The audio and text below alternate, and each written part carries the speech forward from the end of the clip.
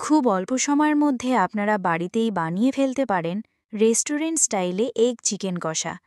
Hello my YouTube family, memes কিচেনে জানাই আপনাদের সকলকে স্বাগতম। কেমন আছেন আপনারা?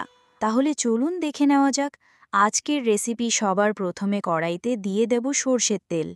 তেলটা একটু উষ্ণ গরম হলে সিদ্ধ করে রাখা ডিমগুলো কড়াইতে দিয়ে দেব। এরপরে রঙের জন্য দিয়ে দেব সামান্য হলুদ, একটু লবণ। এরপরে ডিমগুলোকে হালকা করে ভেজে নেব। আপনারা চাইলে কড়া করেও ভেজে নিতে পারেন। এবার আমি ওই তেলে দিয়ে দিচ্ছি একটা তেজপাতা, কিছু গোটা গরম মশলা এবং 3টি মিডিয়াম সাইজের পেঁয়াজ কুচি।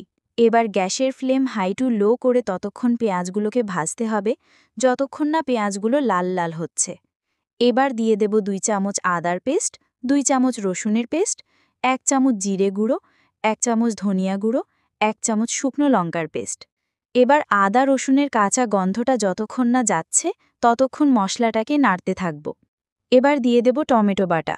আমি এখানে 2টো মিডিয়াম সাইজের টমেটোকে পেস্ট করে নিয়েছি।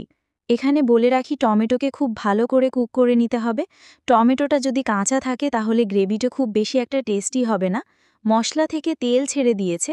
এবার ধুয়ে রাখা মাংসগুলো দিয়ে দেব। এরপরে 10 থেকে 15 মিনিট হাই টু লো ফ্লেমে খুব সুন্দরভাবে কষিয়ে নেব। মাংসের টেস্টটাকে বাড়ানোর জন্য আমি এখানে দিয়ে দেব 1 কাপ আগে থেকে ফুটিয়ে রাখা লিকুইড গুঁড়োর দুধ। আপনারা চাইলে দুধটা অ্যাভয়েড করতে পারেন। আমি আর কিছুক্ষণ মাংসটাকে কষিয়ে নেব। এবার 1 কাপ মতো গরম জল অ্যাড করব। মাংসটা ফুটে উঠলে দিয়ে দেব ধনিয়া পাতা কুচি। এরপর ভেজে রাখা ডিমগুলো দিয়ে আরও কিছুক্ষণ লো ফ্লেমে মাংসটাকে সিদ্ধ করে নেব। ফাইনালি রেডি হয়ে গেছে রেস্টুরেন্ট স্টাইলে এগ চিকেন কষা। রেসিপিটি যদি ভালো লেগে থাকে লাইক, কমেন্ট, শেয়ার ও সাবস্ক্রাইব করতে ভুলবেন না। সবাই সুস্থ থাকবেন,